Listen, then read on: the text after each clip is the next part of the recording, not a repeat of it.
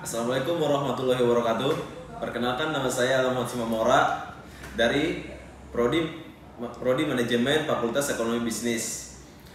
Di sini saya akan mempresentasikan perdagangan luar negeri dan proteksi dan globalisasi untuk memenuhi tugas mata kuliah ekonomi.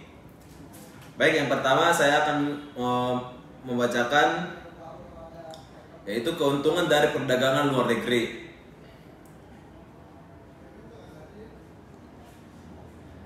Berikut adalah pandangan para ahli ekonomi atau mazhab di masa merkantilisme dan klasik mengenai sumbangan perdagangan luar negeri kepada masyarakat. Ahli-ahli ekonomi yang tergolong dalam mazhab merkantilis yaitu ahli-ahli ekonomi yang hidup di sekitar abad ke-16 dan ke-17. Berpendapat bahwa perdagangan luar negeri merupakan sumber kekayaan untuk suatu negara. Menurut mereka, suatu negara dapat mempertinggi kekayaan dengan cara menjual barang-barangnya ke luar negeri. Sesudah itu, ahli-ahli ekonomi klasik menganalisis dengan lebih mendalam lagi peranan perdagangan luar negeri dalam perekonomian. Misalnya, David Ricardo telah mengemukakan pandangan-pandangan yang lebih logis untuk menerangkan perlunya perdagangan luar negeri dalam mengembangkan suatu perekonomian. Teori Ricardo yang menerangkan mengenai keuntungan yang dapat diperoleh dari spesialisasi dan perdagangan merupakan teori yang hingga sekarang menjadi dasar kepada teori perdagangan luar negeri. Berdasarkan kepada teori Ricardo tersebut, negara-negara digalakkan menjalankan sistem perdagangan bebas atau free trade. Menurut Saido Sukirno, manfaat perdagangan internasional adalah sebagai berikut. 1. Menjalin persahabatan antar negara. 2. Memperoleh barang yang tidak dapat diproduksi di negeri sendiri.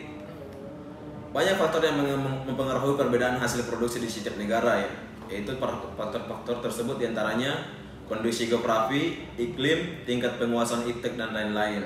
Dengan adanya perdagangan luar negeri, setiap negara mampu memenuhi kebutuhan yang tidak diproduksi di sendiri. Yang ketiga, memperoleh keuntungan dari spesialisasi. Sebab utama kegiatan perdagangan luar negeri adalah untuk memperoleh keuntungan yang diwujudkan oleh spesialisasi. Walaupun suatu negara dapat memproduksi suatu barang yang sama jenisnya dengan diproduksi oleh negara lain, tapi ada kalanya lebih baik apabila negara tersebut mengimpor barang tersebut dari luar negeri. Yang keempat, memperluas pasar dan menambah keuntungan. Terkadang para pengusaha tidak menjalankan mesin-mesinnya atau alat produksinya dengan maksimal karena mereka khawatir akan terjadi kelebihan produksi yang mengakibatkan turunnya harga produk mereka. Dengan adanya perdagangan internasional merupakan dalam menjalankan mesin-mesinnya secara maksimal dan menjual kelebihan produk tersebut ke luar negeri. Yang kelima ialah transfer teknologi modern. Perdagangan luar negeri memungkinkan suatu negara untuk mempelajari teknik produksi yang lebih efisien dan cara-cara manajemen yang lebih modern.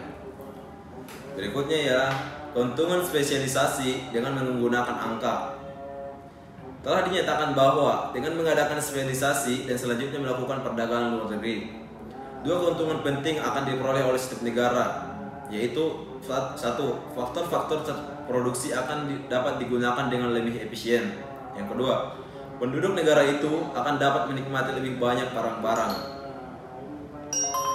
Asumsi yang digunakan di dalam menunjukkan keuntungan yang didapat dari perdagangan luar negeri biasanya digunakan dua cara, yaitu dengan menggunakan angka-angka dan grafik, dan akan disuraikan gambaran secara angka-angka mengenai keuntungan yang diperoleh di perdagangan luar negeri.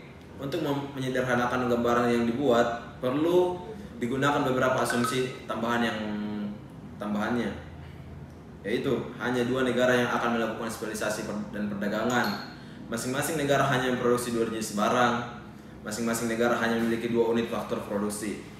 Yang terakhir, harga relatif atau biasanya penggantian yang dapat didefinisikan sebagai harga salah satu barang yang dinyatakan dalam unit barang lainnya adalah tetap.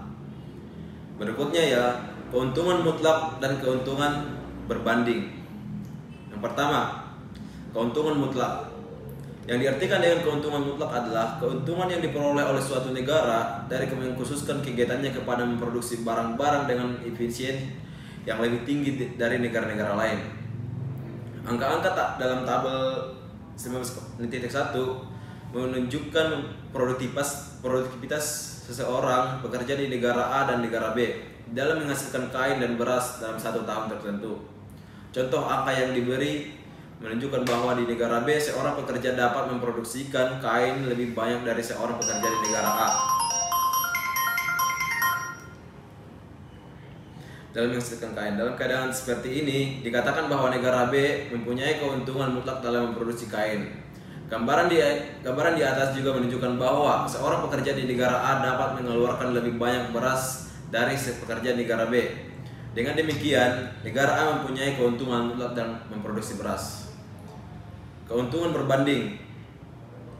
Perdagangan luar negeri juga dapat dilakukan walaupun salah satu negara tersebut lebih efisien dari negara yang lain di dalam memproduksi kedua barang. Di dalam keadaan seperti ini, kedua belah pihak masih tetap akan mendapat keuntungan dari perdagangan tersebut.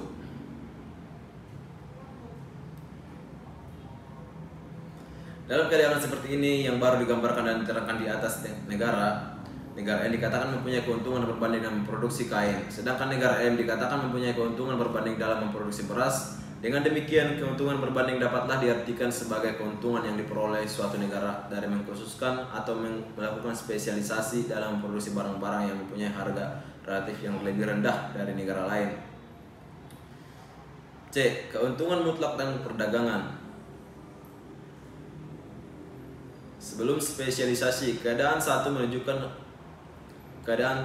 sebelum mewujudkan perdagangan di antara kedua negara tersebut, masing-masing negara harus memproduksi sendiri beras dan pakaian yang mereka butuhkan. Dalam contoh tersebut, misalkan masing-masing negara hanya memiliki 2 unit faktor produksi, maka tiap-tiap negara akan menggunakan 1 unit faktor produksi untuk menghasilkan beras dan 1 unit lainnya. Sesudah spesialisasi produksi, beras di Thailand, beras di suatu negara dan pakaian di negara lain adalah seperti yang ditunjukkan dalam keadaan tabel tersebut, yaitu dengan melakukan spesialisasi, negara ini dapat memproduksi 10 kg beras, 10.000 kg beras, sedangkan tanpa spesialisasi di negara lain hanya dapat memproduksi 8.000 kg beras. Jika produksi pakaian akan bertambah banyak, yaitu dari 750 helai sebelum spesialisasi menjadi 1.000 helai.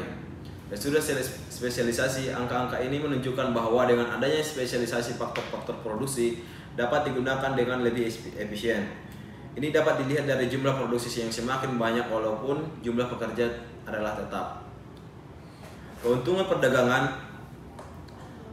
Berdasarkan kepada asumsi di atas, maka setelah perdagangan dilakukan, jumlah beras dan pakaian yang tersedia dapat digunakan masing-masing negara adalah seperti yang ditunjukkan dalam keadaan 3. Dapat dilihat bahwa penduduk Indonesia akan menikmati 5.000 kg beras dari 500 helai pakaian. Jumlah ini dapat lebih tinggi dari yang dapat mereka nikmati sebelum perdagangan. Keadaan yang sama didapat di Thailand. Sekarang mereka dapat menggunakan 5.000 kg beras dan 500 helai pakaian, berbanding dengan 5.000 kg beras dan 250 helai pakaian sebelum dilakukan spesialisasi dan perdagangan. Keadaan ini jelas menunjukkan perdagangan menunjukkan setiap negara menikmati lebih banyak barang dari yang dapat dihasilkan dalam negeri. Berikutnya, keuntungan berbanding dengan perdagangan. Corak spesialisasi dan perdagangan luar negeri yang akan terjadi apabila masing-masing negara menikmati keuntungan berbanding dalam menghasilkan suatu barang. Tidak banyak berbeda dengan di dalam keadaan di mana masing-masing negara mempunyai keuntungan mutlak. Hal ini dapat dilihat dengan jelas dalam tabel berikut.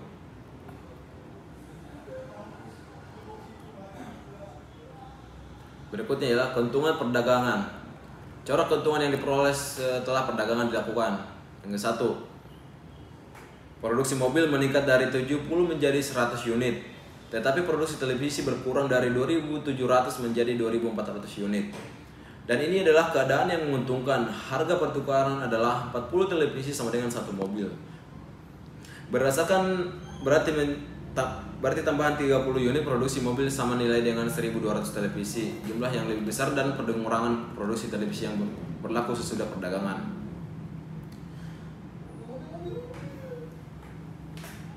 Pada tahun 2009, Indonesia mengalami penurunan impor secara krisis, yaitu sebesar 96,829 miliar US dollar.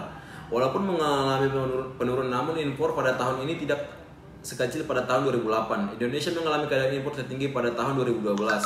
Peningkatan impor ini diakibatkan oleh peningkatnya impor non-migas dan migas. Setelah itu, kenaikan impor juga dipengaruhi oleh peningkatnya impor dari bahan baku dan barang modal. Lalu pertumbuhan impor yang lebih tinggi dibandingkan komponen ekspor menyebabkan Indonesia masih mengalami defisit neraca perdagangan.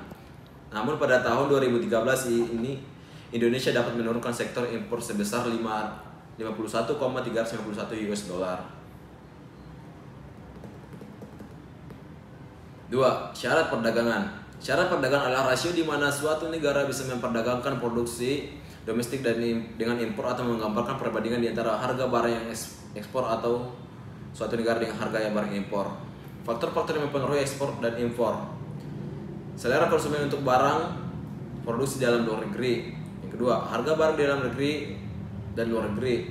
3. Nilai tukar, pendapatan konsumen di dalam dan di luar negeri, biaya membawa barang dan dari suatu negara ke negara lain, kebijakan pemerintah terhadap perdagangan internasional. 3. Proteksi dan pembatasan perdagangan luar negeri. Proteksi merupakan perlindungan dalam perdagangan atau industri. Tujuannya untuk melindungi industri dalam negeri dari persaingan barang impor. Hal ini misalnya dapat dijalankan dengan tarif, kuota atau sebagainya.